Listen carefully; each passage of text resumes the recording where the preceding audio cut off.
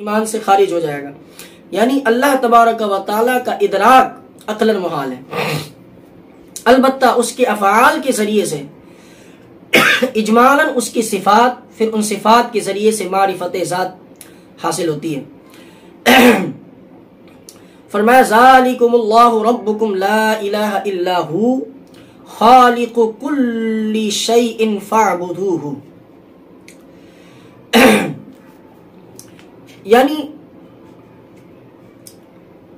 अल्लाह तबारक व तआला की ज़ात, उसकी सिफतें ना आइन है ना गैर है, ना आइन है ना गैर है। यानी किसी भी तौर पर सिफात ज़ात से जुदा होकर नहीं पाई जा सकती।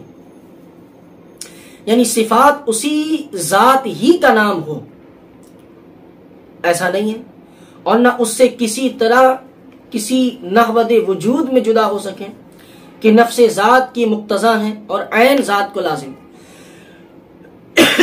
बिला तशबीह इसको यूं समझे कि फूल की खुशबू फूल की सिफत है, फूल की खुशबू फूल की सिफत है जो फूल के साथ ही मुत्तसिफ है, यानी फूल के साथ ही पाई जाती है, मगर उस खुशबू को हम फूल नहीं कहते।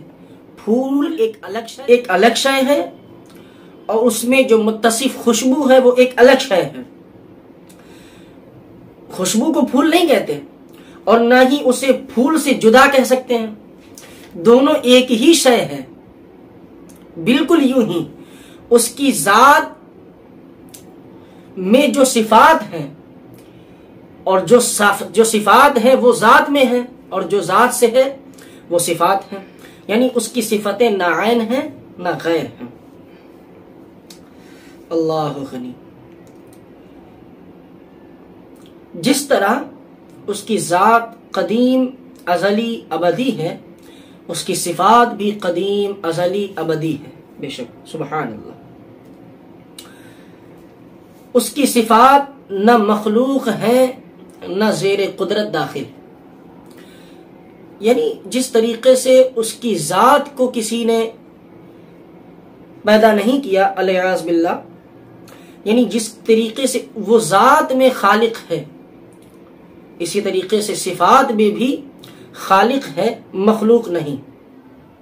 ज़ात व सिफात के सिवा सब चीज़ें हादिस हैं।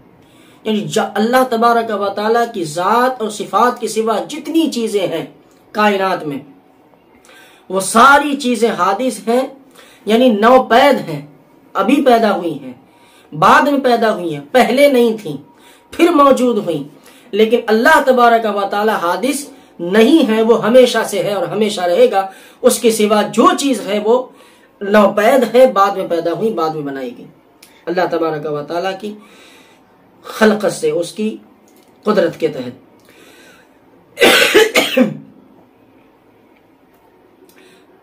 सिफात इलाही को जो मखलूक कहे, जैसे कि मुअतज़िला और दूसरे बदमज़हब, सिफात इलाही को जो मखलूक कहे या हादिस बताए वो गुमराह यानी मखलूक है, हादिस भी नहीं कहना है। और यानी जो हादिस कहे कि बाद में नहीं थी, बाद में हुआ, नहीं थी, बाद में ये सिफात उसमें मुत्तसिफ हुई, ऐसा नहीं। उसकी जात से ही उसकी सिफात मुत्तसिफ है। जो ये कहे कि उसकी वो मखलूक है, उसकी सिफतें तमाम की तमाम मुत्तसिफ हैं, या तमाम सिफात में से एक सिफत जो है वो मखलूक है या एक सिफत हादिस है, वो गुमराह बद्दीन है। ये तमाम अइम्मा और मुहद्दिसीन और फुक़हा का मज़हब है।